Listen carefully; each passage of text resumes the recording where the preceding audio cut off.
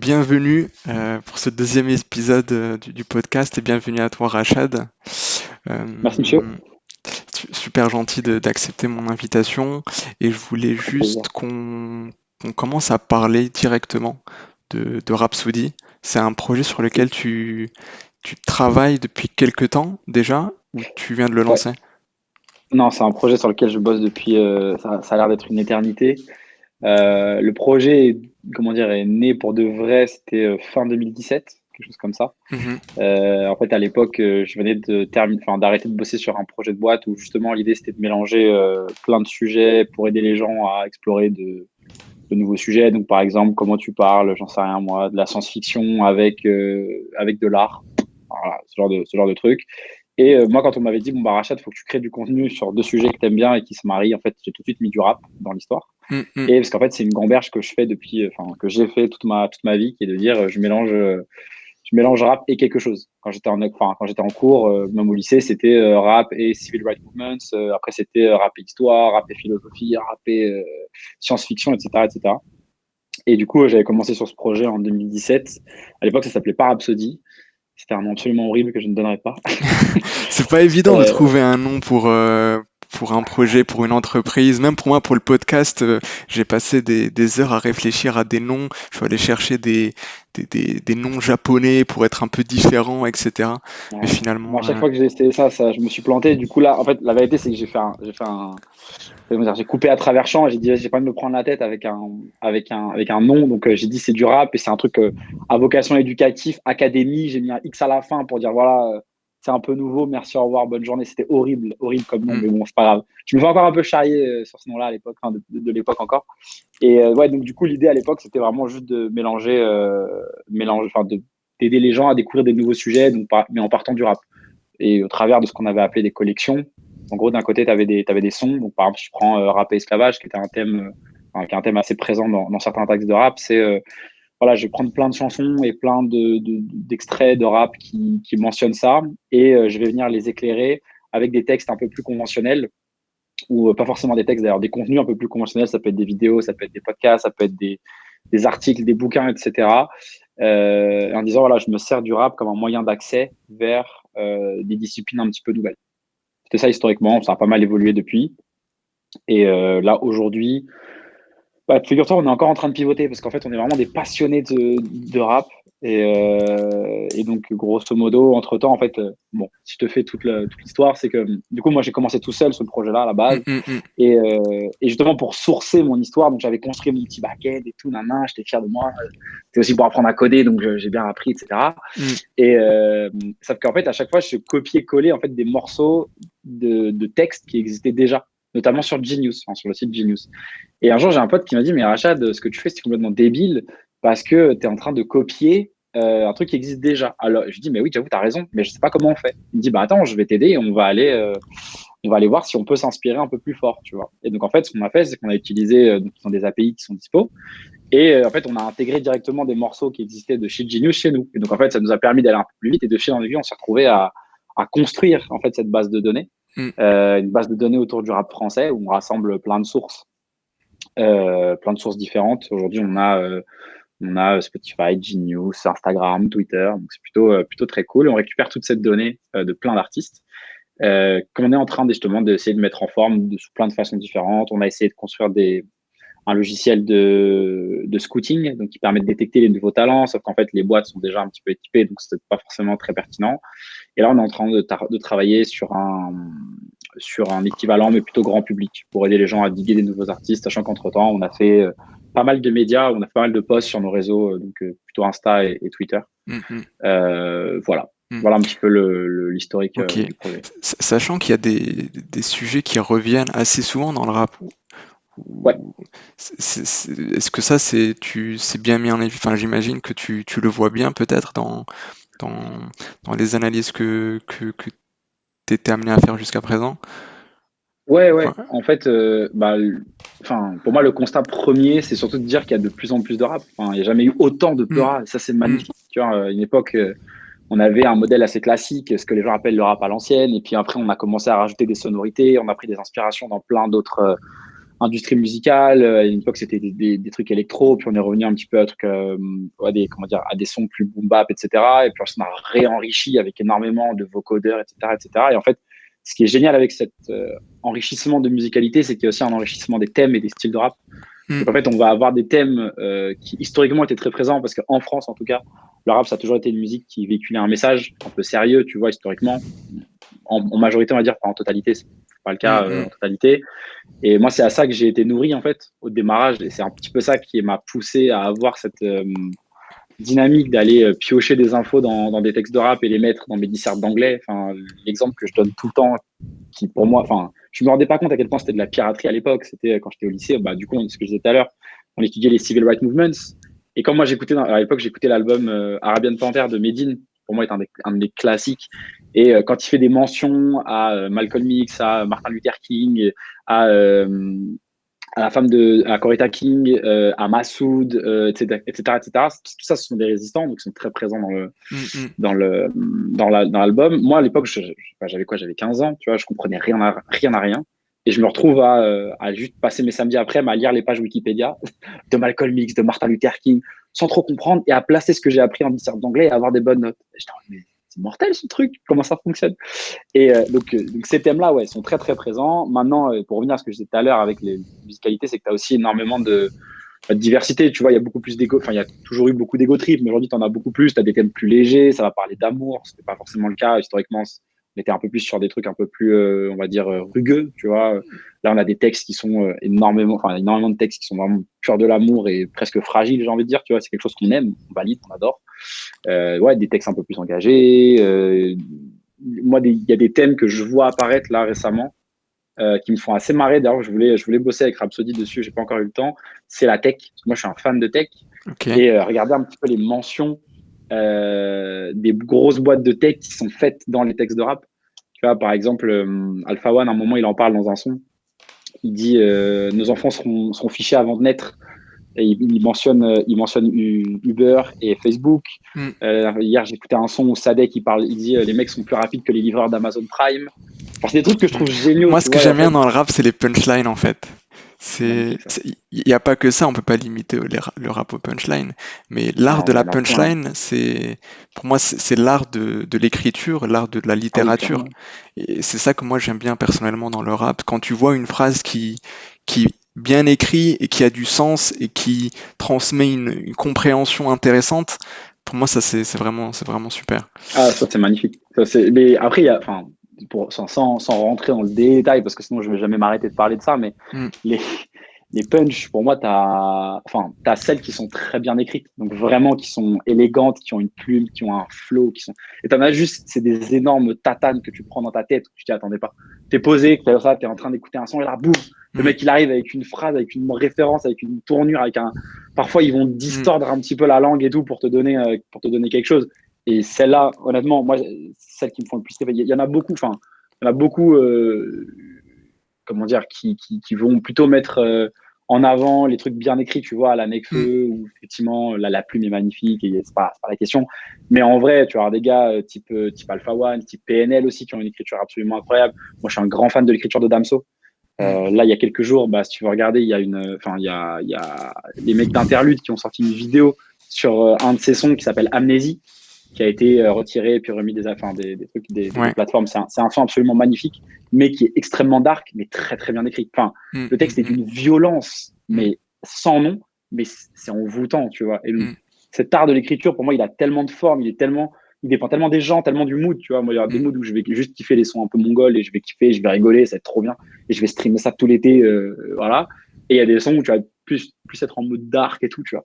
Tu vas dire, ok, je veux des sons un petit peu, le mec, il est sombre, nan, nan, nan, Hmm. et je sens que ma tristesse, elle va aller résonner dans le texte, je sais pas trop quoi.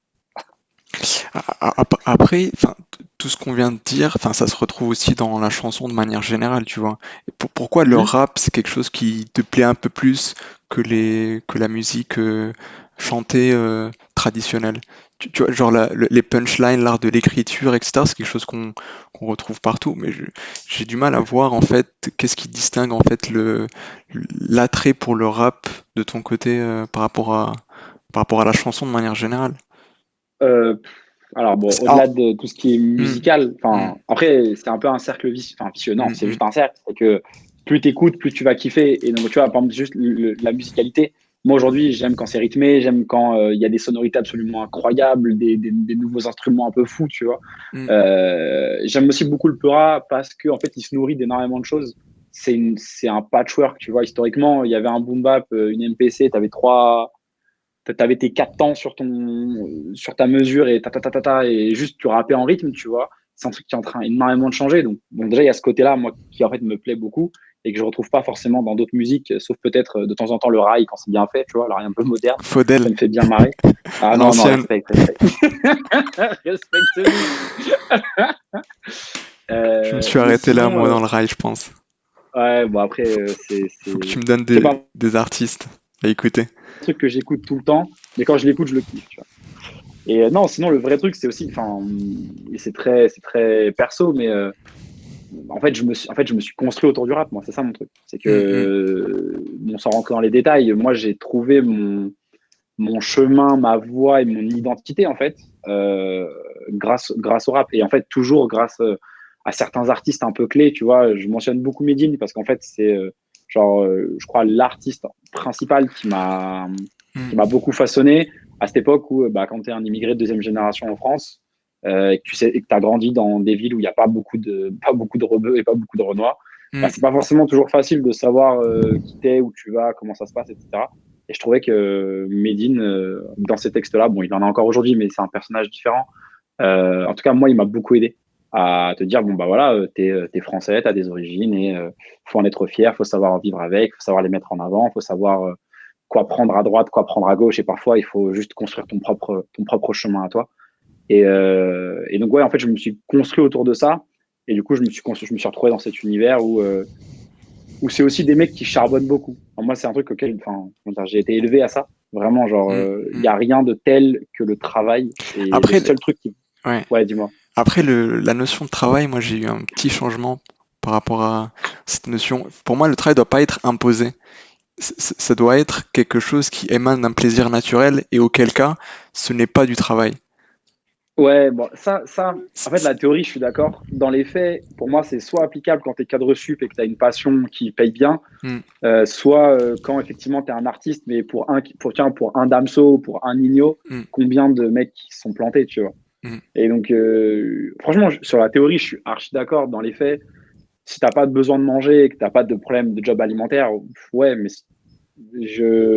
franchement, c'est l'objectif de tout le monde. hmm, hmm, Franchement, moi, hmm, c'est hmm, aussi pour ça que je bosse sur Rhapsody, tu vois. hmm, Te dire, moi, je kiffe la tech, je kiffe la musique, si je peux mixer les deux, hmm, ouais, hmm, c'est magnifique, tu vois. hmm, hmm, Mais à côté de ça, bah, ok, j'ai aussi un taf à côté, je suis freelance hmm, hmm, et je gagne ma vie à hmm, côté.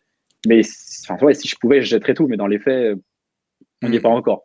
Mm, mm, mm, mm. Mais ouais, C'est et là tu où il vois, faut ouais. persévérer, je pense, et c'est pas évident au début quand tu commences parce que tu as une passion et la passion, ben, il faut quand même pouvoir en vivre si tu veux Bah, c'est ça. euh, C'est ça, c'est ça. continuer à Soit c'est faire ta vraiment une passion. passion, tu l'as fait sur le côté et t'as pas forcément besoin d'en faire tout le temps. Soit c'est, tu vois, comme la musique. Après, vivre de la musique, ça veut tout et rien dire. C'est-à-dire que tu peux être artiste, comme tu peux être ingé son, comme tu peux être producteur, comme tu peux créer un label. Enfin, tu vois, la musique, c'est toute une industrie. Et donc, tu vois, moi, si demain je devais vivre de la musique, j'irais plus dans la tech que j'irais rapper, parce que un, j'ai rien à raconter. Deux, ma voix, elle est absolument horrible, tu vois. Donc, je vais pas aller dans ce truc-là. Mais effectivement, tu as des gars qui ont percé. Enfin, tu vois, Mm, là, ta Fianso, c'est un mec qui est là depuis 15 ans et qui a percé qu'après 15 ans de travail, tu vois, dans l'ombre et tout. Il a fait plein de trucs à côté et il en parle très bien d'ailleurs dans une interview clip qu'il a fait avec Mouloud Achour il y a un moment mm, déjà. Mais tu vois, enfin, je sais pas, moi j'ai toujours ce truc de quelle est la limite entre le fait de s'obstiner et le fait de persévérer. mm, mm, C'est vraiment, genre, tu dis, il y a un moment, je vais juste être, mais genre, obstiné, ça sert à rien, je vais me taper un mur. Et l'autre, c'est si, ah, imagine, j'arrête maintenant, mais en fait, la prochaine fois, ça allait fonctionner, tu vois. mm, mm. Et du coup, voilà. Mais, je sais pas. Donc, pour revenir à ta question de pourquoi le rap résonne pas mal, je pense que je me suis retrouvé dans les valeurs de certains artistes que j'écoutais au moment où j'en avais besoin de me forger, de me construire en tant qu'être humain, tu vois. Mm. Et que depuis, j'ai pas ressenti le besoin d'aller ailleurs. Et en fait, moi, depuis que je suis gamin, j'œuvre pour que le rap devienne Hmm. deviennent la nouvelle pop. C'est en train de se passer, C'est c'est vrai que mortel, quoi. l'image du rap, elle est assez ambivalente, non? J'ai l'impression qu'il y Ouais, a des personnes qui considèrent le rap comme un thème assez violent et d'autres qui voient ça d'un meilleur œil, non? Enfin, ça dépend. Il y a quand même ouais. une idée de violence des fois qui se dégage du rap. Bah, Il n'y a en pas fait, que, il y a pas que le rap violent, hein, mais non, c'est vrai. En fait, je pense après, ça dépend où tu regardes. Tu vois ce que je disais, à un moment où il y a énormément de rap, ça veut aussi dire que, en fait, ça dépend c'est vraiment, ça dépend où tu regardes. Tu veux écouter que du rap joyeux, que du rap jovial, que tu veux écouter en soirée, genre en soirée, je sais pas, l'été à la plage, ce que tu veux, tu peux. Et vraiment, il n'y a aucun problème. Tu as des artistes qui le font très bien. Tu vois, ils ne font pas que ça, mais des gens qui le font très bien, tu vois. Tu vas avoir des Jude, tu vas avoir des Naps, tu vas avoir même des SCH, tu vois, des Nino qui le font très bien. Enfin, ça, c'est des gars qui font des sons où tu peux t'ambiancer sans souci. Maintenant, je pense que l'image violente, c'est une espèce de reliquat. Déjà, je suis désolé, mais à l'époque, il y avait une vraie diabolisation du rap, c'était vraiment mal vu. Tu vois, moi, j'ai grandi dans une ville, on va dire plutôt bourgeoise, ouais. pour ne pas dire Pierre. Et très souvent, juste parce que j'ai jamais été un voyou, j'ai eu plus peur de mes parents que de la police, tu vois, enfin, de leur réaction si jamais je faisais des conneries. Et même si j'étais bon élève, on me traitait de racaille, tu vois, ou de fausse racaille parce que j'écoutais du rap. Mm, Parce qu'en mm. fait, tu avais cette espèce d'image de c'est une musique de voyou. Parce qu'en fait, c'était une musique qui était engagée, qui véhiculait un message avec plein d'énergie. Mm. Tu vois, enfin, je sais pas, je Mais c'est surtout parle dans le toujours de mes. texte, je pense. Ouais. Dans le texte, des fois, t'as quand même des mots un peu vulgaires. Après, ça dépend, c'est un délire, c'est un kiff de l'écrivain, c'est un Oui et kiff non. Tu vois, je vais reprendre une phrase de Medine qui est j'ai pris les voix de la provoque pour tous les convaincre. Tu vois, Mm, emprunter les voies de la provoque pour tous mm. les convaincre. Et cette phrase-là, en fait, elle en dit long, tu vois. C'est historiquement, si tu essayes. En fait, le problème, c'est que à l'époque, en tout cas, c'est que si t'es jamais t'essayes de passer par les voies traditionnelles, tu vas te faire censurer et tu vas être nexté. Et c'était vrai même dans les trucs mainstream, genre Skyrock, etc. Et c'est d'ailleurs une des raisons pour lesquelles le streaming a complètement changé la face du rap. Mais quand je te dis complètement, c'est complètement. Tu peux checker la vidéo Enfin, c'est une série de 3 épisodes qu'a fait Le Monde. Le journaliste qui a fait ça, il est génial. Il s'appelle Marc. J'ai oublié son nom, mais Marc quelque chose et il est Ok. mortel. La série s'appelle Rap Business. Pour checker. Et c'est vraiment 3 épisodes géniaux en fait qui te montrent et c'est trop bien parce qu'en fait le rap était tellement à côté des canaux de distribution classiques que quand il y a eu le Ouais. streaming qui en fait où il y avait zéro intermédiaire, c'est-à-dire que moi demain je fais un son, je le mets, il dure 20 secondes, je le mets sur les plateformes, les gens ils veulent écouter, ils écoutent pas, tant pis tu vois. Mm, mm. Et du coup tu bypasses tous les intermédiaires et ça va faire une espèce d'appel d'air où bah ça y est, en fait on s'est retrouvé absorbé dans ce truc un peu plus mainstream et voilà, mais je sais pas, moi, cette image violente, je pense qu'elle est pleine d'énergie, elle est pleine de revendications, et c'est très cool. Et les gens qui aujourd'hui ne veulent pas écouter autre chose, ne veulent pas changer d'avis, on va dire, pour moi, c'est des gens qui font un peu les aveugles, ils se complaisent un petit peu dans cette Mm, mm, mm. image, quoi. Mm. Et du coup, là, en ce moment, toi, tu travailles dès que tu as du temps pour Rhapsody, mais en parallèle, tu es freelance, freelance en tant que, c'est ça, product manager. Exactement, monsieur. Tout à fait, monsieur Ok. Bada. Ouais, ouais, ouais. Et comment ça se passe le freelance? Ça se passe plutôt, t'es sur des plateformes, c'est ça, Malte, etc. Euh, Mm. ok, Exact. Moi, je bosse avec Comet, surtout. Je suis un peu moins fan de Malte, mais je bosse beaucoup avec Comet. Ils sont très, très, bon, très smart, très, très cool. Ils bossent bien. Effectivement, ouais, dès que j'ai un moment de libre, je vais aller bosser sur Rhapsody et faire tout ce qu'on a à faire. Et sinon, en fait, ouais, on va dire en journée, entre guillemets, c'est plus en free ou grosso modo, moi j'ai deux devs, 3 devs aujourd'hui avec qui je bosse au ok, quotidien. On récupère des missions, on les fait. Voilà, ok, classique. ok, ok, ça marche. Et je pensais à Rhapsody, l'output de Rhapsody, c'est quelque chose vraiment qui pourrait intéresser les maisons de disques, etc., pour bien comprendre les tendances du rap, les tendances des consommateurs, les tendances du marché. Je sais pas si ça c'est quelque chose que t'avais vu, enfin j'imagine que oui. Ouais, bah en fait, ça, c'est toute la question de qu'est-ce qu'on fait de ce projet. En fait, Mm, si tu veux, à la base, ça a démarré vraiment comme un projet où on se faisait kiffer. Moi, j'apprenais à dev et voilà, on arrivait vers ce truc d'éducation. On s'est vite rendu compte que c'était un peu compliqué sans avoir une vraie communauté pour maintenir les collections, etc. Donc, mm, on est parti sur ce truc de base de données qui, en fait, nous fait triper parce qu'aussi, aujourd'hui, on est quoi? On est 6 dans Rhapsody. mm. on est pas mal d'ingé, quoi. Et tous Juste les fans de rap, moi j'imagine que, enfin, c'est toutes les statistiques, ça peut vraiment les intéresser, tu vois. Ouais, c'est ça. Bah, Et en la fait, communauté rap en France, elle est quand même, je pense, non négligeable, ce qui fait l'intérêt clairement. du projet. C'est ça, bah, c'est un peu l'idée. Pour rien te cacher, par moment, on a un peu du mal à shipper ce qu'on veut. Pas aussi parce que bah, on a un taf à côté et que, en fait, bah, il y a plein de problématiques pour le coup qui sont vraiment pure ingénierie. De récolter la donnée, c'est pas toujours simple. Il faut tout nettoyer, il faut tout stocker. Ensuite, il faut faire les posts. Et faire des posts, c'est un métier. Enfin, t'as des gens dont c'est le métier d'être community manager. Ouais, ouais. Et nous, on est juste trois pauvres ingés qui se regardent dans le blanc des yeux en train de se dire, ah, viens, on fait un post qui ressemble à ça. Donc on a eu la chance de bosser avec des gros médias, donc ça c'est trop cool, partager un petit peu ce qu'on a récolté, etc. Ça a bien marché, mais c'est pas encore leur fond de commerce, c'est normal, ça ne sera jamais, tu vois. Donc ouais, du coup, en fait, pour rien te cacher, on essaie de trouver un moyen de pérenniser le projet et de le monétiser en fait, sur tout ça, Mm, voir mm. comment est-ce qu'on monétise un petit peu notre histoire. Et bon, monétiser, ça veut dire, enfin, pour monétiser, il faut monétiser de la valeur. Et avant d'avoir la valeur, il faut la créer. Donc là, nous, on est en train de réfléchir à de la création de valeur. Historiquement, on avait réfléchi un petit peu justement au profil de l'industrie, sauf que c'est pas quelque chose, enfin, c'est pas des gens qui sont ni super accessibles, ni super, comment dire. En fait, le problème, c'est qu'il y a beaucoup de grosses structures. Donc, faire un deal avec une grosse structure quand tu es une petite structure, c'est un traquenard, en fait. Mm. Tu peux regarder toutes les vidéos d'entrepreneuriat du monde, les trucs de YC, etc. Ils te diront tous que quand tu es une petite boîte et que tu vas aller faire un deal avec Universal, en fait, 99% de chance, ça va rien changer à ta vie, ça Mm. va juste te cramer la tête. Mm. Parce que c'est des boîtes immenses et tu vas mourir le temps de signer le deal. Ouais. Après, t'as des Donc voilà. plus petits labels aussi. Non, Ouais, ouais, c'est ça, après, je mais sais pas exactement. si, ouais, ils ont moins Si, d'artistes, c'est peut-être. un. Bah, en fait, ils ont moins de moyens. Enfin, après, tu vois, le truc, c'est qu'aujourd'hui, il y a quelques boîtes qui font déjà ce qu'on avait imaginé faire, qui ne le Mm. font pas que sur le rap. C'est-à-dire que nous, on a la verticale vraiment rap, de dire, voilà, on ne fait que ça. Enfin, rap, je déteste le terme de musique urbaine, mais bon, avec tout ce qui va autour, on va dire culture hip-hop, tu vois. Grosso modo, ce qui n'est pas de l'électro, si tu préfères. Ouais. Et voilà, on n'a pas, en fait, on a discuté un petit peu avec eux. Il n'y avait pas d'intérêt phénoménal pour ce qu'on faisait. Peut-être qu'on n'a pas rencontré les bonnes personnes, j'en sais rien, mais pas d'intérêt phénoménal pour ce qu'on faisait. Donc, on s'est dit, bah, ça sert à rien de s'obstiner dans cette voie. Et donc, allons faire autre chose, allons tester d'autres trucs et on verra bien ce qui arrivera, quoi.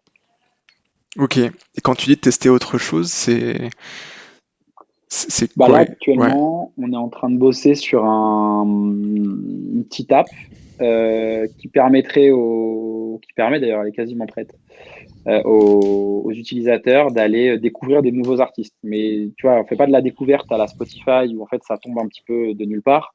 Nous, ce qui nous intéresse, d'aller chercher, en fait, dans le rap, tu as ce truc d'aller diguer les artistes, tu vois. Tu as ce truc-là de Shinner. On l'a appelé le truc de Shinner où tu dis, ah, en fait, si tu veux, bon, je sais pas comment c'est dans d'autres musiques, mais en tout cas, pour le rap que je connais, t'es toujours trop fier d'avoir un artiste que tu as découvert avant tout le monde qui perce et tu Mm, dis, mm, ah ouais, mm, lui, moi, je l'écoutais à l'époque de tel son, mm. tu Ouais. vois. Ou alors, du coup, quand tu découvres un petit mec, tu dis, vas-y, il faut trop que je le pousse à tous mes potes et tout. Donc ça, il va grave percer. Et voilà, enfin, il y a cette dynamique, tu vois.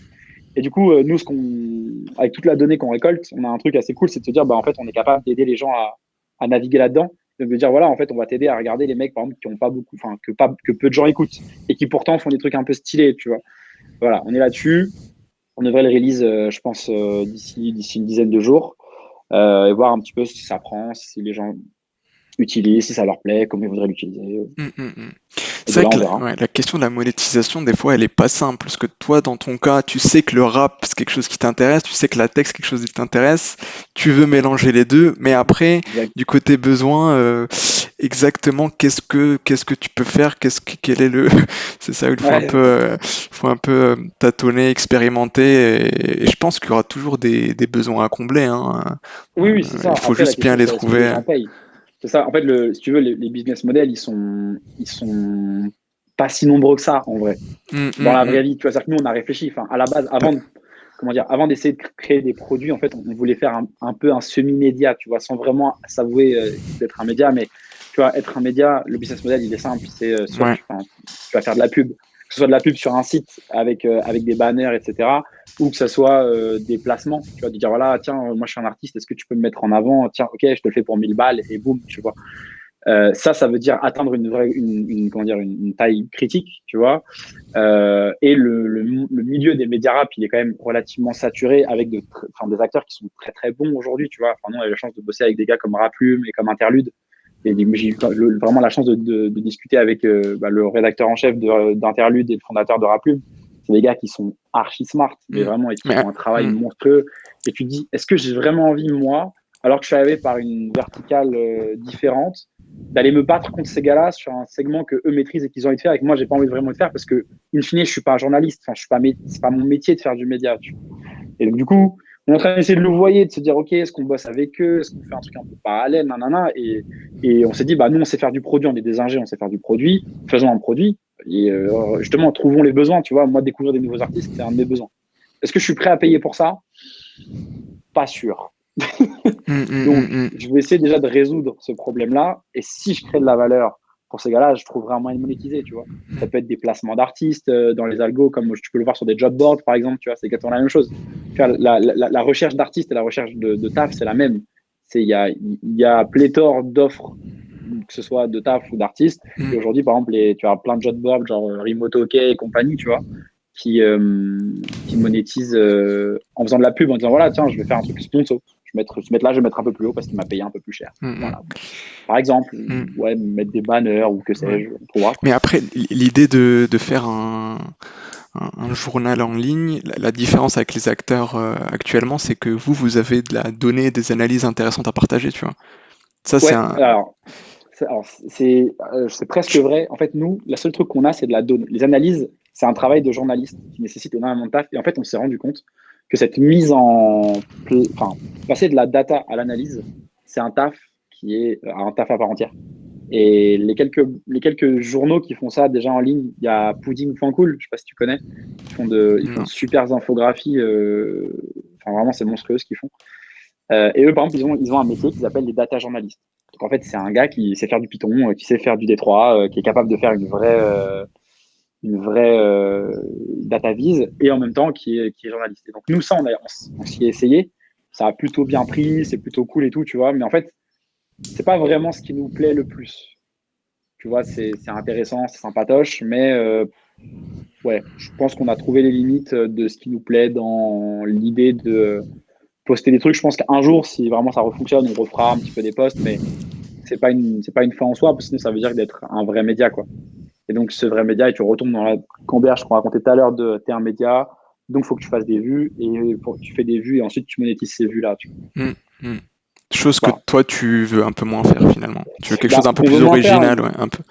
notamment parce que si tu veux, le contenu même, et encore une fois, je reprends l'exemple avec Pudding.cool parce qu'ils sont vraiment très forts là-dessus, c'est que c'est compliqué d'avoir un rythme suffisamment effréné ou suffisamment intense, on va dire, et soutenu de création sur des trucs où en fait nous on va faire du NLP dans les coulisses, tu vois. Enfin, il y a un an et quelques, on a sorti un truc sur les couleurs par exemple dans le rap ou un truc sur les mentions de Paris ou tu vois ce genre de truc. En fait, on fait de l'analyse de texte. Donc ça, on peut le faire un petit peu en pirate. Donc, par exemple, tu vois, pour les trucs de Paris, c'est moi qui l'avais fait. Je m'étais amusé à essayer de me rappeler de tous les synonymes de Paris que j'ai jamais pu entendre de ma vie. Je crois que j'avais vu le post. Je crois que j'avais vu le post Paname, etc. Ouais, je crois que j'avais vu. Exactement, avec toutes les orthographes possibles et imaginables, tu vois. Voilà. Donc ça, c'est du travail qui est manuel, qui est fastidieux et qui est long. Ou alors, on va faire des trucs un peu plus high level. Par exemple, on s'était amusé à calculer, à identifier qui était le rappeur avec le vocabulaire le plus varié. Donc, tu vois, c'est un petit post, c'est cool, tu vas regarder et on va te dire, OK, un tel a tant de mots. OK, sauf que les temps de mots, ce chiffre-là, en fait, tu te rends pas compte, c'est qu'avant, il y a un travail, pour le coup, c'est du vrai NLP, tu vois, je prends mon texte, je le nettoie, j'enlève les stop words, je le lématise, je fais mes agrégations, nanana, et après je nettoie. Tiens, est-ce qu'il y a tel nom propre? Comment est-ce que je compte un nom propre? Est-ce que je dois normaliser par le nombre de chansons? Tu vois, ce truc-là, par exemple, il avait donné un résultat super marrant, c'est que le numéro 1, c'était Jul. Tout le monde a râlé. Ah quoi, Jul, c'est des tests de débiles. Je fais non, les gars. Numéro 1 de quoi? C'est le rappeur avec le vocabulaire le plus varié. Ah, ok. Et c'est super marrant comme métrique parce qu'en fait, on compte le nombre brut de mots uniques. Le mec, c'est l'artiste le plus productif de l'histoire du rap français. Forcément, il va utiliser plus de mots. C'est logique. Donc, est-ce qu'il aurait pas fallu normaliser, par exemple, tu vois, dire je divise par le nombre de chansons. Enfin bref, du coup, c'est Il peut y avoir des débats. Franchement, ce poste-là, c'était marrant parce qu'on d'un côté, on se faisait insulter, de l'autre côté, les gens, ils insultaient entre eux en mode non, mais t'es vraiment un débile. Hein. C'était beaucoup trop drôle. Mais tu vois, produire ce poste-là, ça prend du temps. Et en fait, il y a eu tellement de bazar qu'on a dû écrire un article Medium pour expliquer la méthode à tous les gens qui râlaient, qui contestaient la méthode. Tu mm. vois, versus tu vas faire vraiment du média un peu plus d'actualité où tu vas prendre une news, tu peux la creuser. Tu vois, les gars d'Interlude, par exemple, sont très bons là-dedans. Ils vont prendre une news, ils vont la creuser, ils vont faire un vrai travail de journaliste de fond. Ils ont une belle team derrière. Ils ont Justin qui est archi hyper, qu'on appelle ça, hyper actif et qui va faire plein d'articles, plein de trucs, tu vois, mais c'est un travail de tous les instants. Et les gars, ils sont full time dessus. Nous, on n'y est pas encore, donc pour l'instant, on s'est dit que c'était pas vraiment ce qu'on voulait faire. Mm, mm, mm. Ok. Et moi, ce que je vois en fait dans le produit, c'est que en termes de modèle économique, c'est soit en fait tu t'adresses plus aux consommateurs du rap, soit tu Mhm. t'adresses plus aux personnes qui sont dans l'industrie du rap et qui permettent l'émergence d'articles, tu vois. Si tu Tout à fais un fait. peu un média, ça va plus être pour les consommateurs de rap. Et Mhm. si tu envisages plutôt un produit pour les maisons de disques, pour que ce soit pour pour avoir des analyses sur le domaine du rap, pour identifier des rappeurs, ça peut être, Mhm. c'est un peu plus du côté des entreprises. Et ça veut pas Exactement. forcément dire que tu peux pas faire les deux en même temps. Il faut juste euh, bien regarder ce qui te plaît le plus peut-être, ce qui a le plus d'intérêt peut-être à date et concentrer tes efforts parce qu'en vrai tu peux pas mettre tes efforts dans plusieurs choses à la fois, Dans ça tout. peut être un peu Ouais, c'est ça. difficile. Ouais. Ouais, complètement. C'est un vrai truc d'essayer de savoir où tu te situes et quel est le plus intéressant et quel est le plus simple à mettre en place, tu vois. Typiquement, nous aujourd'hui, on a une mais vraiment toute petite communauté sur les réseaux. Mm. Mais malgré ça, on a des gens qui nous suivent et qui répondent. Tu vois, par exemple, cette histoire dont je te parlais d'aller découvrir les nouveaux artistes, etc. Avant de se lancer, moi, je m'étais dit, ça peut être drôle de voir si les gens sont intéressés. Donc, sur notre story, tu vois, qui est vue par quoi? Peut-être 300 personnes. Tu vois, on Mm. a 1500 followers sur Insta, c'est rien du tout. Ouais, mais bon, il faut Et toujours ben, commencer quelque part, hein. On va pas être à un voilà, non, non, million. je crache pas dans la soupe. Non, non, je crache pas dans la soupe. Justement, je dis que malgré notre petite communauté, tu vois, on a des gens qui ont répondu présent. Tu vois, j'ai mis un typeform, j'ai dit les gars, si vous êtes chaud, cliquez là-dessus et enfin, dites-nous si vous êtes chaud. Et on a eu une trentaine de gens qui se sont motivés, tu vois. Donc, ce qui est plutôt pas mal, enfin, vraiment pas dégueu. Et donc, c'est trop bien de se dire, maintenant, en fait, comme on a commencé avec un truc un peu média, on a virtuellement une base d'utilisateurs qui sont fans de rap à notre dispo, tu vois. En Mm. plus des communautés, Reddit, groupe Facebook, je sais pas trop quoi, machin. Et ça, c'est trop cool parce que du coup, ça peut nous permettre d'expérimenter très très vite et très très bien. Surtout que les réseaux sociaux, ça va très vite. Donc, en vrai, tu postes et dans les 5 minutes, tu sais si ton post il plaît ou il plaît pas, hein. Ça va très très très très vite. Mm. Pas Mm. besoin Mm. de Mm. se prendre la tête là-dessus. Versus aller voir des mecs de l'industrie, donc il faut appeler, trouver un mail, demander la dispo, que le mec soit dispo, qui décale pas à la dernière minute, qui te donne l'info, nan. C'est un peu plus en background, enfin c'est un peu plus ouais, en background. T'es un Ouais, peu ça moins reste sur le pilotage de feu fond. de. Ouais. C'est ça. Il y avait une série récemment avec l'émergence d'un rappeur Attic, non? Je l'avais vu, Validé? elle était pas validée, Ouais, ouais, validé. elle était. Tu l'as Ouais, vu? ouais, très cool. Très cool. Très cool la série. Ouais, j'ai bien rigolé. Après, je connais pas assez les milieux du rap, enfin l'industrie pour dire ouais, c'est archi réaliste. Ah, c'est pas réaliste. J'avoue, je vois juste que c'est archi marrant et que la série est bien, enfin, moi je trouve bien faite. C'est un plaisir d'avoir une série qui traite pas du rap n'importe comment, tu vois. Enfin, on sent que Gaston Bide, c'est un mec qui kiffe ça, quoi. Donc il lui rend honneur. Enfin, franchement, la série, je la trouve assez juste en tout cas. Hmm, C'est vrai que enfin, moi, Attic, j'avais jamais entendu parler de ce gars-là avant. Donc, comme beaucoup hmm. de monde, je Mais pense. je crois qu'il a percé justement aussi en partie grâce à la série, grâce au Oui, succès de la clairement. série. Ouais. C'est Bosch qui joue, je sais plus comment il s'appelle dans la série Carnage, ouais, c'est ça. Hmm. A percé grâce à ça aussi, en plus de la petite Zumba là, bien ou quoi là, enfin John, c'est ça. Et franchement, tant mieux. C'est une strat comme une autre. Tu vois, t'as des gars comme Fianso qui vont aller bloquer l'autoroute pour faire parler d'eux. T'as des mecs qui vont faire une série. T'as des gars, t'as, je sais pas, Kobalade qui va distribuer c'est du CBD, je crois, pour la sortie de son album. Enfin, tu vois, aujourd'hui, tout est bon pour faire de la com, quoi. Et ils ont raison. Enfin, c'est cool. Hmm, hmm, hmm, hmm. Dans une autre vie, je pense que t'aurais kiffé être rappeur. Ou même dans cette vie-là, hein, peut-être. Ah, je sais pas. J'ai pas de légitimité. Je pense que le fait d'être dans le rap tout le Faut temps, avoir ça me du ferait talent, tu flipper. vois, il faut avoir du talent forcément. Parce que Ouais, du talent, un c'est pas du chant, vécu. c'est pas du chant. Du coup, même si on ne sait pas chanter, ouais, on ouais, après il faut avoir un flow quand même. Bah, après, ça se travaille. Honnêtement, t'as des mecs, tu vois, effectivement, t'as des gars pour qui c'est inné, mais honnêtement, 99% des gars là, ils ont charbonné. Enfin, vraiment, tous les mecs, même les flows qui ont l'air simples, tu vois, c'est énormément de travail. Et le contre-exemple pour moi parfait, c'est PNL. C'est des mecs, tout le monde dit ouais, les mecs ils se contentent de hurler dans un vocodeur. Tu dis non, les Mm, gars, mm, mm. on ne compte pas hurler dans un vocodeur. Il y a énormément de travail de musicalité.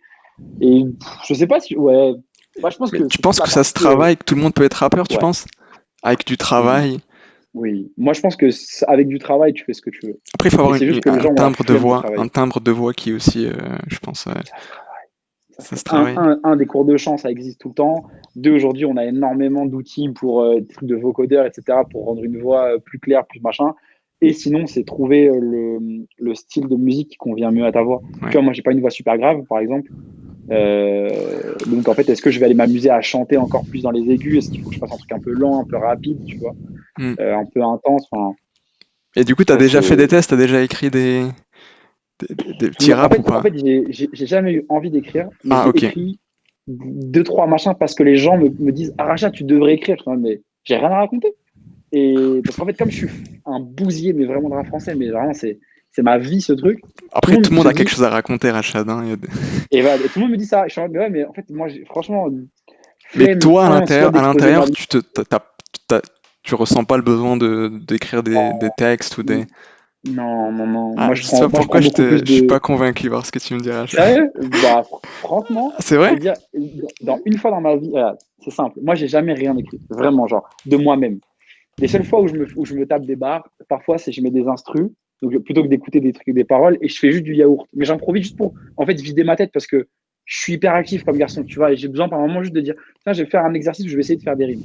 La seule fois de ma vie où j'ai écrit un truc un peu sérieux, c'était j'étais en week-end chez, chez un pote de Rhapsody d'ailleurs, dédicace Louison. Si jamais un jour je regarde cette vidéo, on était chez lui avec des potes, et un soir, je suis j'étais au salon, et moi, en fait, il avait un studio dans son appart à l'époque. Et lui était beatmaker en plus, tu vois. Et il m'avait mis quelques prods et moi, ça me faisait marrer. Juste, je les écoutais. Et je sais plus ce qu'il foutait. Et moi, j'étais en train de gribouiller un truc sur une prod un peu pour le fun. Et je me suis dit, tiens, j'ai jamais posé dans une truc. Et j'ai posé. Donc, il existe un enregistrement de un son de moi qui n'a jamais été mixé, Ok. masterisé, rien du tout. C'est juste trois prises à Ok. l'arrache dans un studio à Rennes. Je sais pas ce qu'il est devenu d'ailleurs cet enregistrement. On va Mais le c'était partager plus sur pour les le. réseaux. Il vaut pas grand chose. Hein. Mais ouais, non, franchement, c'était plus pour le kiff que plus pour l'expérience, tu vois. Mm, Et pour mm, le fait mm, de dire, ah mm. ouais, c'est cathartique, ça m'a fait du bien, j'ai besoin de m'exposer. Moi, je suis plutôt du genre à être une grande gueule dans les coulisses, tu vois, et Ouais. garder en perso ce qui a besoin de garder en perso. Donc, il faudrait que je me fasse un personnage un peu égo trip, mais Mm, mm, mm, je mm. suis plus un rigolo qu'un mec sérieux, quoi. Mm. Ok. Ok. Hmm. Ok, ok. Attends, je voulais te poser une question, je crois que j'ai oublié. J'ai oublié la question. Ah oui, oui, en fait, ce que je voulais dire, moi je trouve ça super intéressant, la démarche d'écriture. Moi, je pense que je Ok, kifferais, genre, aider les artistes à juste écrire des textes, tu vois.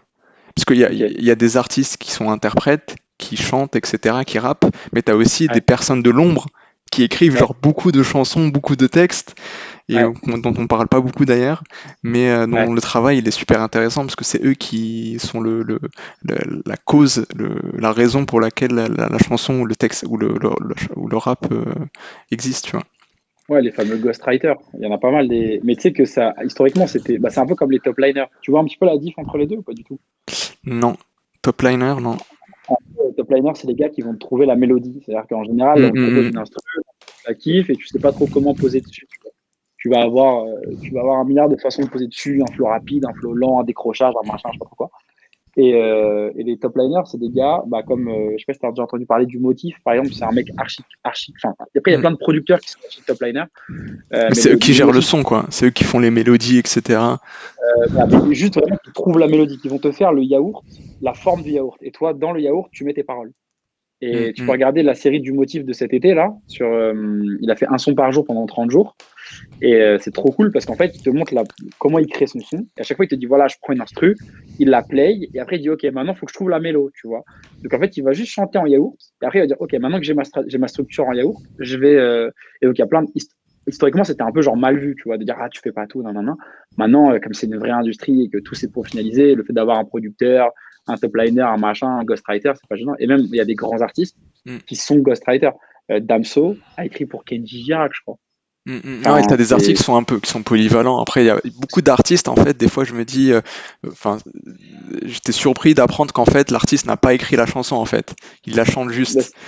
J'ai mais c'est respecté ça, un genre, peu moins, j'ai franchement, respecté c'est un peu rare moins l'artiste. dans le rap.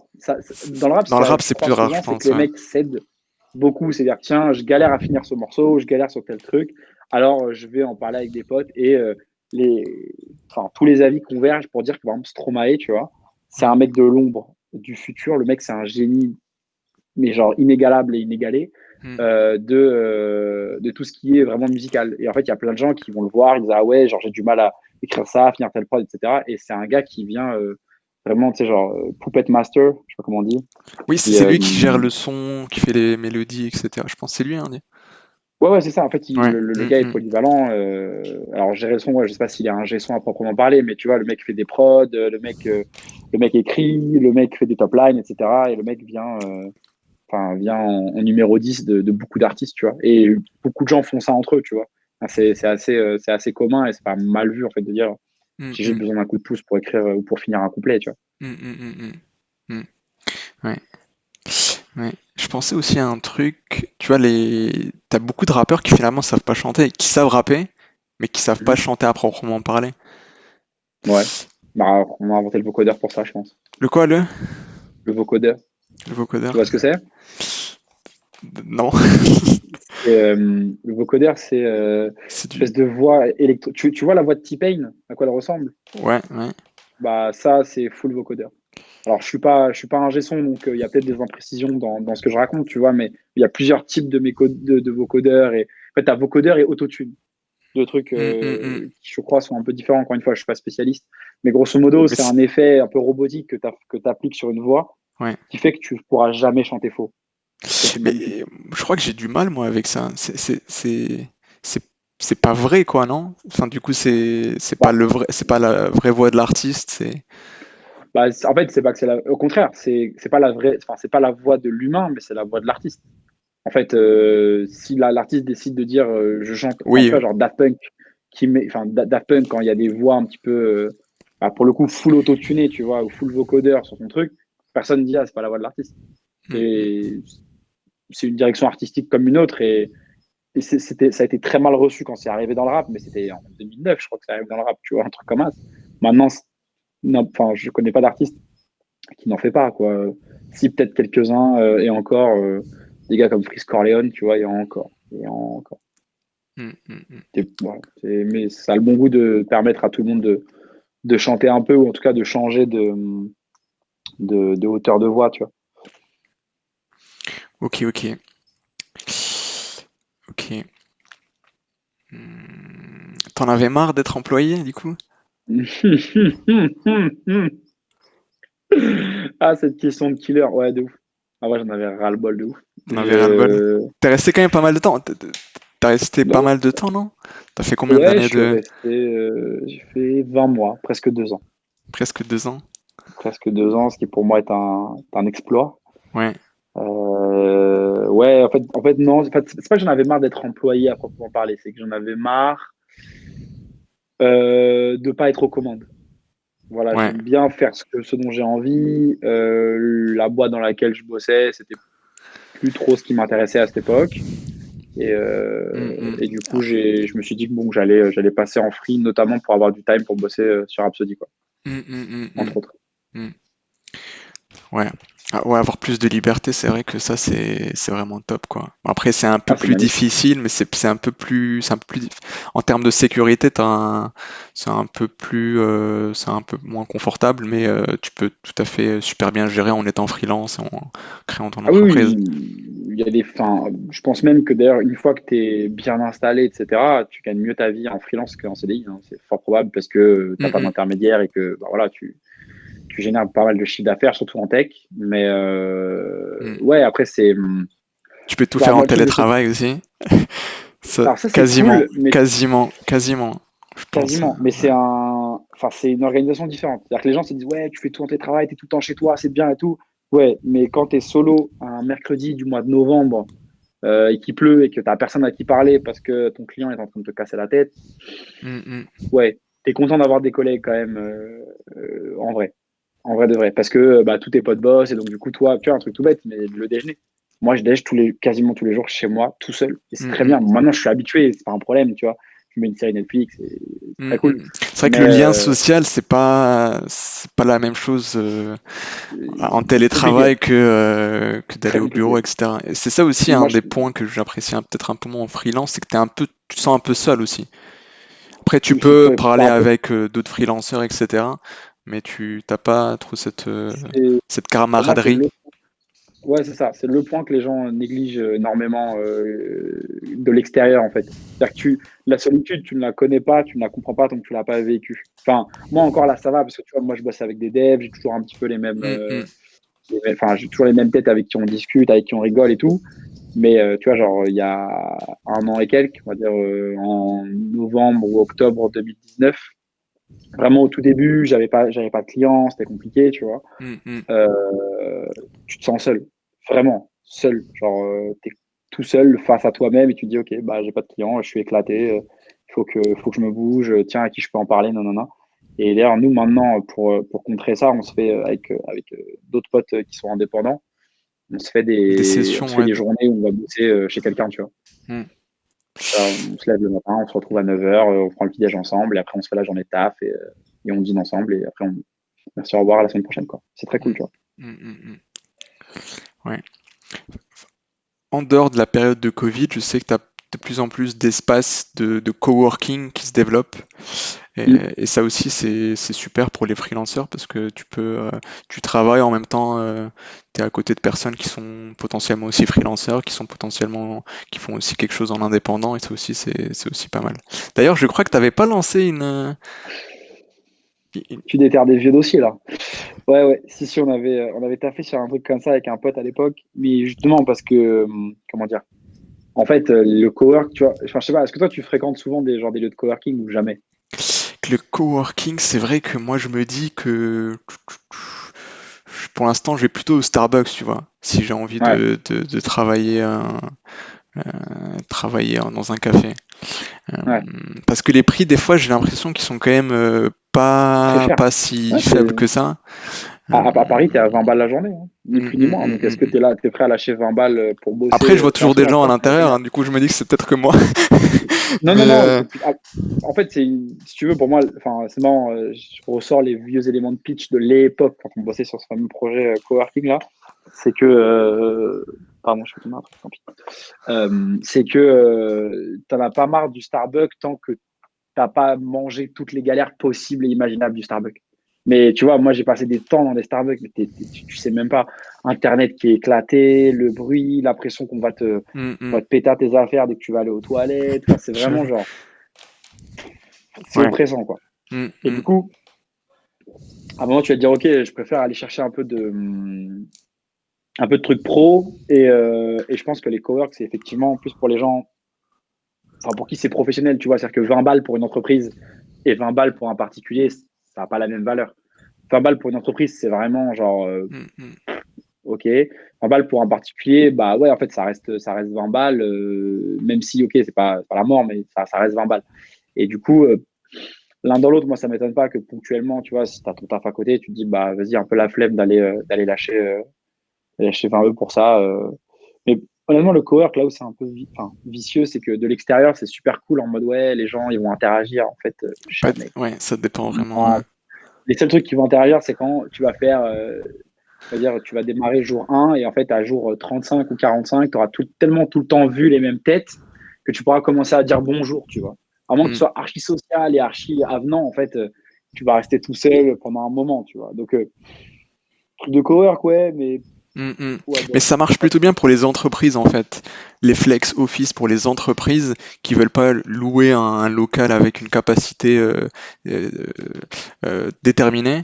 Et comme ça, ils sont un peu plus flexibles avec leurs employés, etc.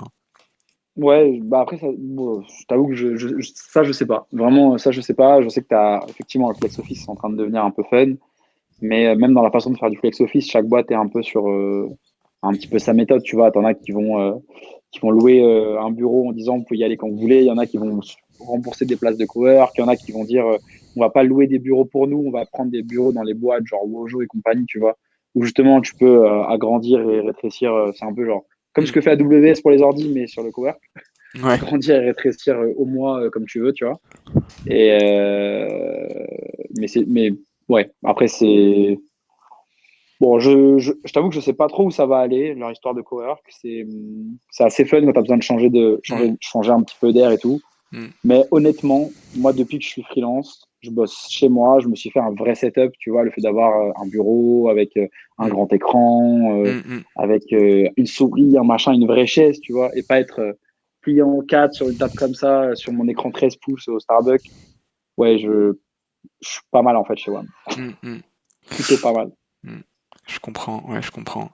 Après, ce qui se développe, notamment de par le Covid, c'est le fait d'être employé au sein d'une entreprise avec vraiment le télétravail garanti à 100% tout le temps et sans pour autant devoir venir dans les locaux de l'entreprise.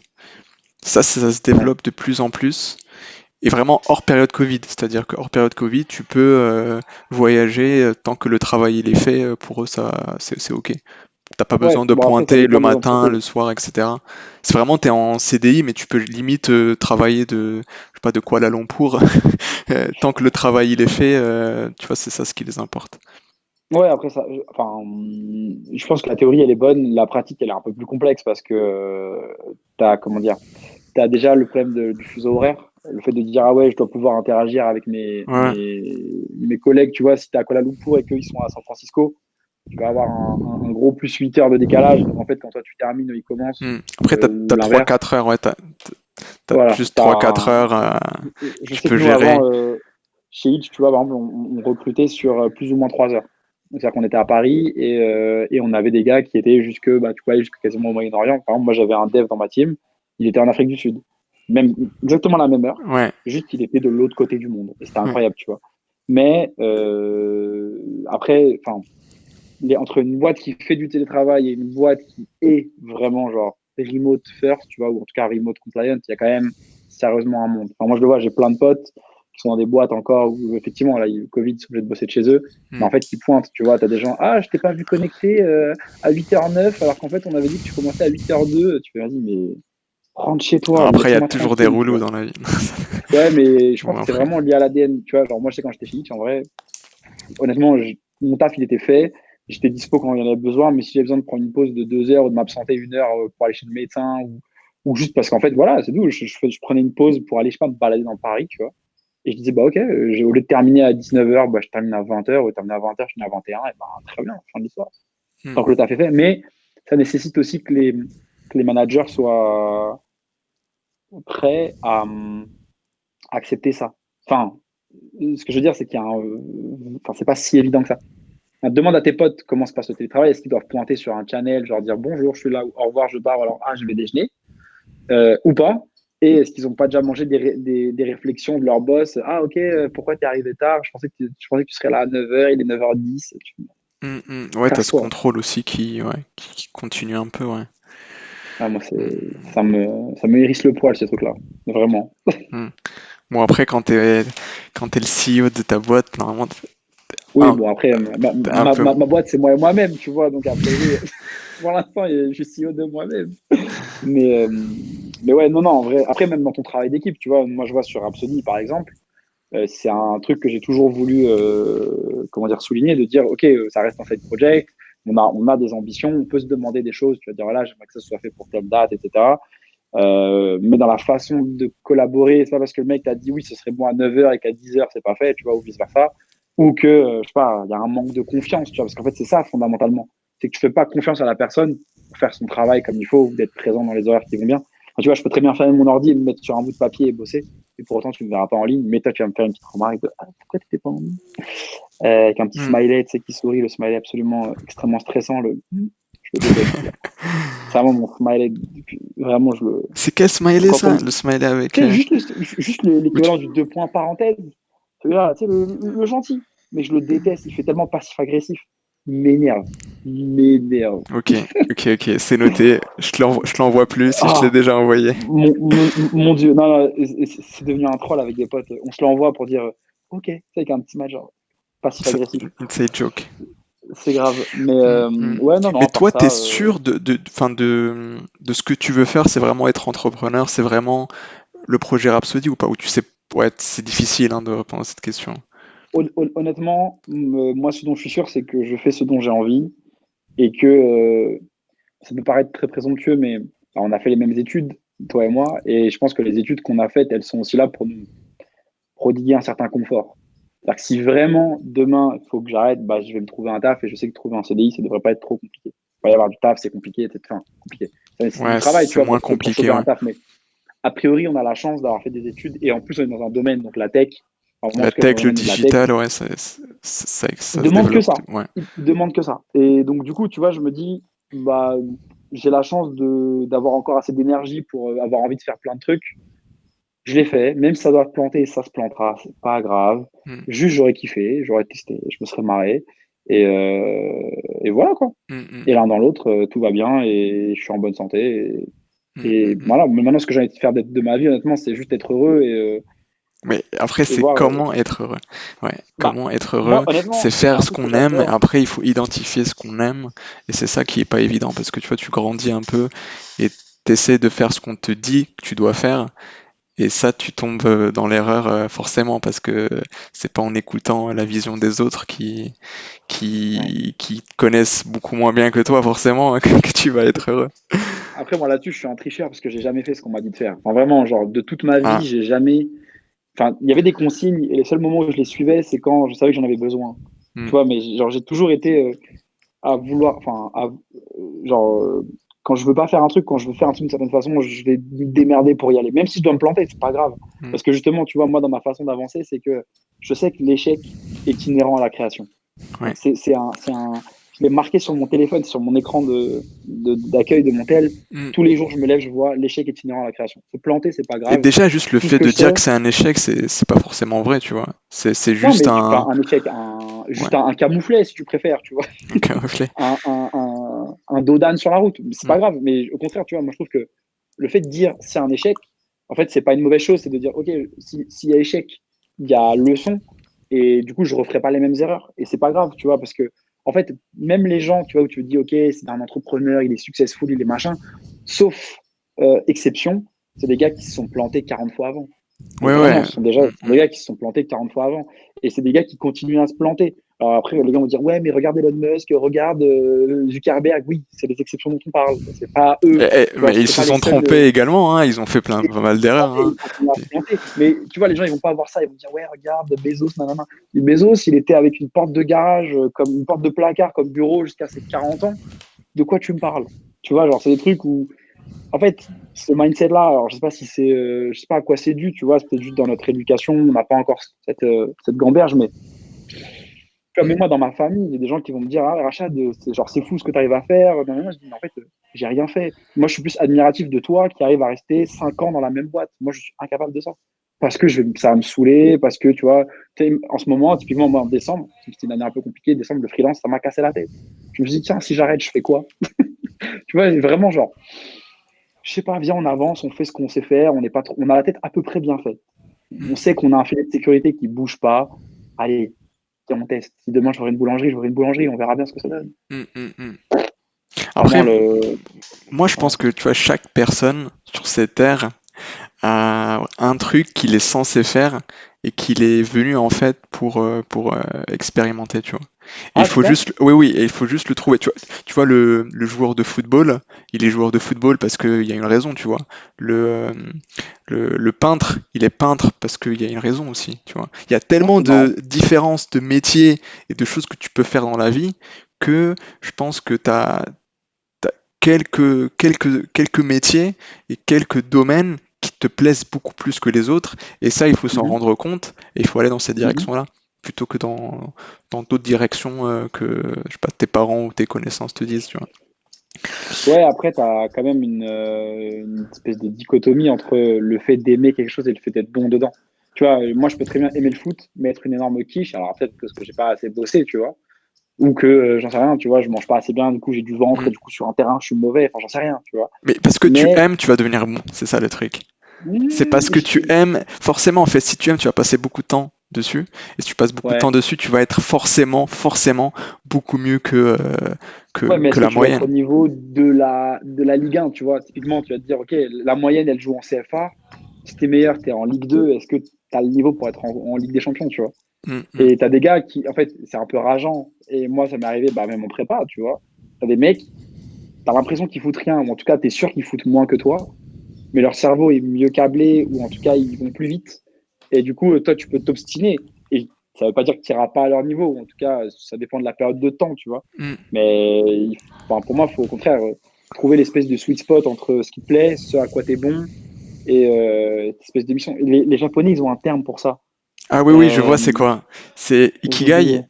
Attends. Ikigai, exactement. Ikigai, ouais, Ce ouais. truc-là, tu vois. Et tu Avec vois, la je trouve que toute rosace, là. l'intersection des. Ouais, c'est ça. Et je Franchement, trouve ça génial parce qu'en ouais, fait, c'était plutôt bien fait, je trouvais tu vois, l'Ikigai, ouais. ils prennent D'ailleurs, je crois que c'est plein de Ikigai, hein. facteurs. Je suis pas sûr, peut-être Ouais, que je te c'est cite Ikigai. Non, un non, mot t'as raison, je japonais. crois que c'est ça. Ouais. Je crois que c'est Mm, Ikigai. Et mm. du coup, ouais, tu vois, tu te dis, t'as ce que, enfin, tu vois, ce que t'aimes, ça peut juste être une passion. Et juste, tu peux faire ça le dimanche matin. Après, une fois que tu as regardé Automoto, tu vois, tu te dis, vas-y, je vais aller faire ce truc-là, c'est ma passion. Mm, Je peux pas forcément en vivre, tu vois. mm. Il y a des degrés, je Euh, pense. Il y a vraiment des ouais, degrés de ce que tu aimes. t'as des trucs où tu es très bon, tu vois, où tu aimes moins, mais ça peut, par exemple, ça peut te faire vivre et c'est très bien. C'est un job alimentaire, tu vois. Et bon, alimentaire, après, ça peut être très bien payé aussi, tu vois. Si pour une raison X ou Y, tu as de l'instinct Mm, à la bourse, mais que t'aimes pas ça, bah vas-y, libre à toi d'aller faire des trades, de devenir trader et de gagner bien ta vie, tu vois, j'en sais rien. mm, mm. Mais ouais, après, j'ai l'impression qu'après, faut pas oublier aussi, enfin, moi j'en suis convaincu, et parce que c'est mon expérience, mais c'est que tes envies et ce en quoi tu es bon, ça va changer, tu vois. C'est-à-dire que moi, à la base, je savais que je m'étais dit, ouais, je veux bosser dans les voitures, l'aéronautique, les machins, automobiles. J'étais diplômé, j'ai fait, ouais, en fait, non, je veux plus. Je veux Mm, mm, changer complètement. J'ai pris mon diplôme, j'ai dit, ok, je vais le laisser là-bas et moi, je vais faire quelque chose de complètement différent, en fait. mm, mm. Et je sais pas, c'est très bien aussi. Et ça se trouve, dans 2 ans, je vais encore changer. Et je vais vouloir aller élever des lamas au Pérou. Après, je vais vouloir, j'en sais rien, moi, devenir Mm, trader. Après, mm, je vais. mm. Tu verras. En parlant de Pérou là et de plutôt de voyage, euh, pour moi vraiment la vie c'est voyager en fait. Enfin, quand tu restes beaucoup trop dans ta zone de confort, quand tu restes beaucoup trop dans le lieu où tu as juste tes habitudes, pour moi c'est pas vivre, tu vois. Pour moi vivre c'est vraiment explorer. Et ça je l'ai découvert Ouais. un peu genre il y a quelques années. Euh, Parce que j'ai pas tant voyagé que ça finalement jusqu'à 21 ans, enfin ouais, mis à part ouais, quelques voyages avec le travail de mes parents. Mais en tout cas juste le fait de voir le monde, pour moi ça c'est, là je parle juste de moi, de ce que j'aime personnellement, juste le fait de voir le monde, de voyager à max, pour moi ça c'est vraiment un kiff incroyable, tu vois. Parce que moi je trouve ça Mm. super triste, tu vois, de vivre et de rester à faire tout le temps la même chose, à, à être dans le même lieu et à pas découvrir la diversité, tu vois, qu'il y a dans le monde. Et ça me fait Ouais, un peu, ouais. ça me fait un peu chier parce qu'avec le Covid, c'est grave chaud maintenant. C'est grave Ouais, c'est chiant en compliqué. fait. Tu peux, mais c'est chiant quoi, faire des tests, etc. Après, Putain. je pense que après ça dépend d'où tu pars. Tu vois, genre le lieu dans lequel tu es. Tu vois, enfin, moi je suis à Paris, je sais pas, t'es à Paris en ce moment Ouais, là-bas? ouais, je suis à Paris. Ouais. Ouais. Ah, tu vois, l'avantage de Paris, c'est que même si Je il sais que faut pas t'adores aller, tu Paris, vas. toi. Je sais que Non t'as. mais franchement, si tu veux visiter, tu veux découvrir des nouveaux trucs, il y a Moi, peu j'aime la ça. nature. La nature. Ah, ok. Eh ben, on a la chance d'être en France, tu prends une voiture, Ouais, tu roules ouais. 1 heure, tu es à Fontainebleau, tu peux cueillir tous les champignons que tu veux, tout ce que tu veux, tu Hmm. vois. Toi, t'es plutôt Et citadin ah, hein, que campagne. ouais, ça Ça dépend. dépend. Ah, Ouais, moi, je suis plutôt très citadin. clairement Ça dépend. campagne, mec. Moi, la Ah ouais? nature, c'est un putain de kiff, mec. Moi, je me Ah, sens je sais pas. tellement mieux, mec, en campagne Ah qu'en ouais? ville. En ville, t'as le bruit, je sais pas, moi, je préfère largement être dans la nature, complètement. Ah, je sais pas, moi j'ai grandi en ville, je suis bien, ça T'es bien en me. ville, avec ton confort de Ouais, ville. ouais. Ouais, ouais, je sais pas. Hmm. Après, c'est cool d'explorer d'autres trucs, tu vois, mais je sais pas, peut-être à petite dose. Et puis surtout, je sais pas, tu vois, en France, on a tellement de paysages différents que, ouais, c'est, comme tu dis, c'est dommage de pas y aller. Maintenant, encore faut-il avoir les moyens et surtout, faut-il avoir la motive de se bouger. Tu vois, par exemple, si demain tu veux aller, je sais pas moi, t'étais chez dans le Luberon, espèce de petit, enfin de grand parc Mm. naturel, machin, à côté d'Avignon, tu vois, c'est un truc complètement nouveau que j'avais jamais vu. C'est trop cool, tu vois. Mais c'est vrai qu'intuitivement, j'y serais pas allé parce que c'est mes potes qui m'ont traîné là-bas. J'ai dit, bah, ok, très bonne idée, allons-y. Mm, mm, Tu mm. vois. Mais ouais, je suis d'accord. Voyager, c'est quand même c'est un gros kiff. C'est un gros kiff, rencontrer des gens, rencontrer des cultures. Mais tout le monde n'est pas prêt pour ça, tu vois. Enfin, moi, je suis allé en Chine il y a 2 ans maintenant, Mm. juste avant le Covid d'ailleurs. Et honnêtement, tout le monde n'est pas dans le bon mindset pour découvrir des trucs qui sont différents et qui ont vraiment sur des standards, mais aux opposés, aux antipodes vraiment de nos règles de vie, de nos mœurs, tu vois. Et moi, le premier, il y a des moments où, tu vois, par exemple, en Chine, la notion d'espace personnel, c'est pas la même que nous, on a, tu vois. Les gens vont pas avoir de problème à se pousser, à presque se bousculer quand il y a du monde, etc. Tu vois. Alors que, bah, en fait, en Europe, ou en tout cas dans ces civilisations-là, nous, dans lesquelles on vit, c'est un peu moins courant, tu vois. Ou alors, ça va être un peu plus discret. C'est pas, je viens, je te mets un gros coup d'épaule. Tu vois, moi, par exemple, j'étais avec ma mère et ma mère s'est fait bousculer. Et moi, d'un coup, le mec, j'allais le tuer. Tu vois, mais d'où tu pousses ma mère? T'es qui? Pousse-toi. Mm, mm. Et en fait, non, non, c'est juste culturellement, c'est différent. Lis-le sont dans la bonne lecture, mais il faut être prêt intellectuellement, tu vois, à faire cet effort. Pareil, le fait de manger avec du bruit, le fait de cracher par terre, le fait de. Je sais pas, il y a un milliard de trucs, tu vois. Et en fait, une fois que tu as compris, tu dis, bon, bah, ok, je suis là en explorateur, je me fais petit, je me mets dans un coin et je regarde, et c'est Mm. tout. Et j'aime, tant mieux, j'aime pas, tant pis. Après, tu peux voir des différences, et il y en a entre les cultures, mais aussi ce qui est intéressant, c'est de voir aussi les points communs Mhm. entre tout le monde. Et ça, Ouais, c'est aussi un truc qui, qui est intéressant, puisque c'est si on vrai. se rend compte vraiment des points communs entre tout le monde, je pense que c'est aussi une bonne solution à pas mal de soucis peut-être. Ouais, bon, après, moi, je suis convaincu que les soucis ne viennent pas des. Enfin, ils viennent que très rarement Ça vient de l'ego, je pense. du La bas. plupart des soucis viennent de l'ego. Ouais, mais tu vois, les vrais. Oui, oui, oui, c'est vrai. Ça, je suis complètement d'accord avec toi. 100% vrai. Mais c'est peut-être plus comment dire, quand on dit se rappeler qu'on est tous pareils, c'est. Je pense pas qu'on va naître nous-mêmes et aller faire, par exemple, tu vois, des guerres. Entre guillemets, les guerres, c'est pas bottom-up, tu vois, c'est top-down. Ça se décide là-haut et ça se Ça reste répercute des sur. êtres, c'est des êtres humains, ceux qui sont au top, hein. Ouais, Ou mais bien c'est c'est des aliens, on sait pas. des reptiliens. Des reptiliens, ouais. Est-ce Macron? Mais non, non, en vrai.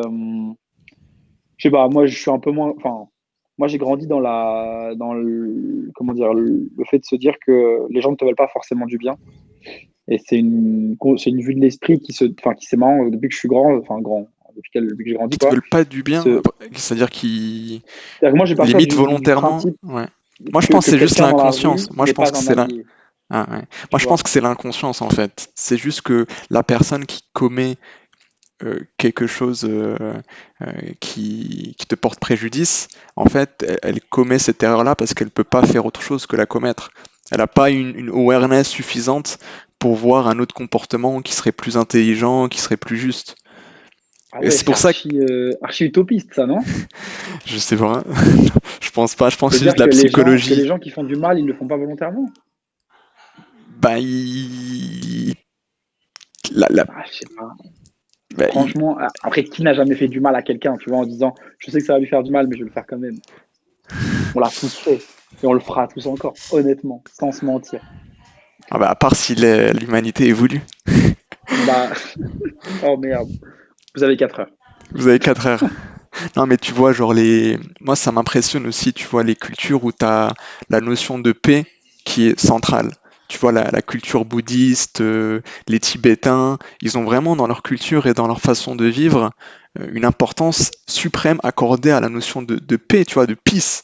Et dans beaucoup de cultures, cette notion de paix, on n'en parle pas tant que ça, tu vois.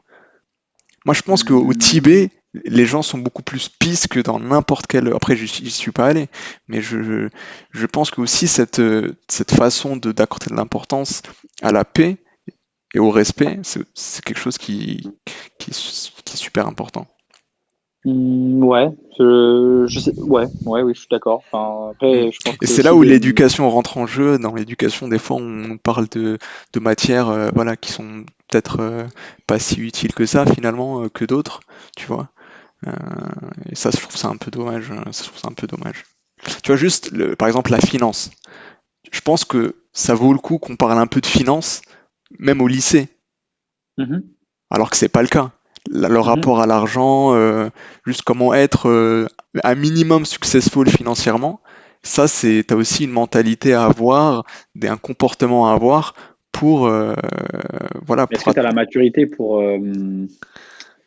naviguer, tu vois, cette info? Parce que, tu vois, par exemple, la finance, honnêtement, regarde, aujourd'hui, enfin, je sais pas, moi, mais je suis t'as des ingé, cours donc entre guillemets, d'économie, hein. les maths, tu vois, je sais faire. Mais tu vas me mettre devant un dashboard de finance, je vais le regarder une cour et je vais dire, OK, comment ça se Non lit, mais comment tu, ça tu se commences comprend? pas à pas, finance élémentaire, les premières bases, etc. Et je pense que c'est à la Bien sûr. portée, tu vois. Tu penses que ça va porter tout le monde? Ah ouais, je sais. Ouais. Après, je sais pas, moi, je me reprojette le rachat à 16 ans. Je dis, rachat, tu vas parler finance, je vais te regarder de travers, je vais dire, mais de quoi tu me parles? À 16 Je n'ai ans, pas cet t'as argent. spé maths, tu parles de maths assez poussées quand même, hein. Si tu t'es en terminale scientifique, je pense que c'est largement à la portée de. Je parle pas Sûrement, de c'est vrai. finance super avancée non plus, hein, mais tu vois des notions de base. Mais je pense que l'éducation, c'est aussi pour créer des citoyens obéissants qui ne s'écartent pas trop de la norme, etc. Bon, on verra comment si les choses vont changer ou pas. C'est bien vrai, ça. Bon, je crois que ça fait 1 heure et quart, Rachad. On a parlé Ouf, de Rhapsody, beaucoup de Rhapsody. On a aussi parlé de d'autres sujets qu'on a considérés intéressants. Est-ce que toi, t'as d'autres sujets que tu voulais aborder avant la fin de ce podcast? Des sujets que tu as en tête, qui te tiennent à cœur, une pensée qui te vient maintenant? une pensée, allez à l'école, écoutez vos parents, ayez des bonnes notes. Avoir des bonnes notes, ouais. Euh, Non, non, à part ça, non, non, en vrai, rien de particulier comme ça qui me vient en tête. À part merci de m'avoir invité. C'est très gentil. C'est un honneur pour moi d'avoir pu participer à cet épisode numéro 2. Quel plaisir. Et, euh, voilà, on te souhaite plein de réussites pour ce podcast, plein de bons retours et que tu arrives à inspirer plein de gens autour de toi et même des gens que tu ne connais pas Hmm. sur Internet, quoi. Ah, c'est super gentil là, ce mot de la fin, il est magnifique, Rachad. Merci beaucoup, hein, du coup, Rachad, pour cet épisode-là. Et je Merci à vais toi. mettre le lien pour accéder au site Rhapsody, parce qu'il y a un site Ah, c'est gentil. pour, Ouais, les réseaux, c'est ça, ouais, plutôt les réseaux sociaux, pour les réseaux Insta, Twitter sociaux. et compagnie. Et on se tient au courant pour la suite de ton projet. Et peut-être que Carrément. tu reviendras dans le podcast d'ici quelques temps pour en reparler. Avec grand plaisir en tout cas. Merci Très beaucoup, très grand plaisir. Rachad. Merci Monsieur Bad. À la Bonne fin de prochaine. journée. Toi aussi.